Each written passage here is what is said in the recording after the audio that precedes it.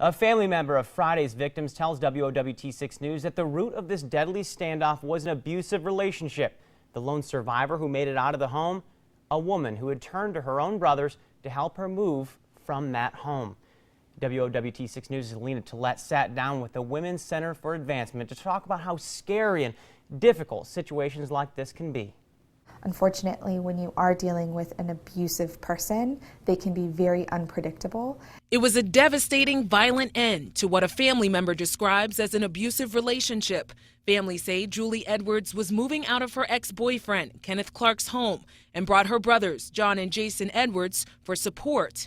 The Women's Center for Advancement's Elizabeth Power says that Julie was not alone might have set Clark off because domestic violence is a crime of control. He clearly still felt as though he had control over this woman, and my guess would be that actually seeing her things being taken out of his house, unfortunately, just was too much for him to handle.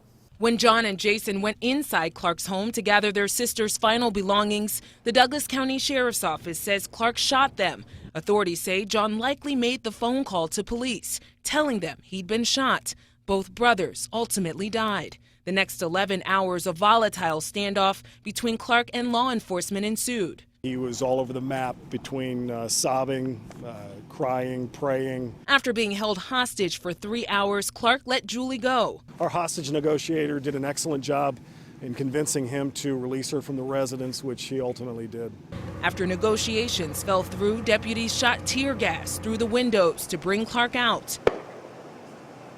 He then turned the gun on himself. Power says we don't know enough details about Julie and Clark's relationship to determine whether she should have had police involved earlier. My heart breaks for this woman and her family because she was doing what was best for her. Her family was clearly supporting her in that, and it just ended terribly, terribly tragically. With photographer Ryan Millsap, Lena Tillett, WOWT6 News.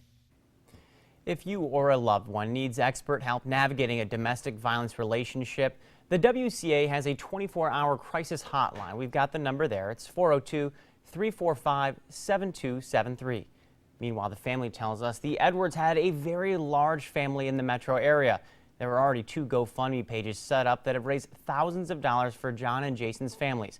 If you'd like to donate, we put that information on the web story over at WOWT.com.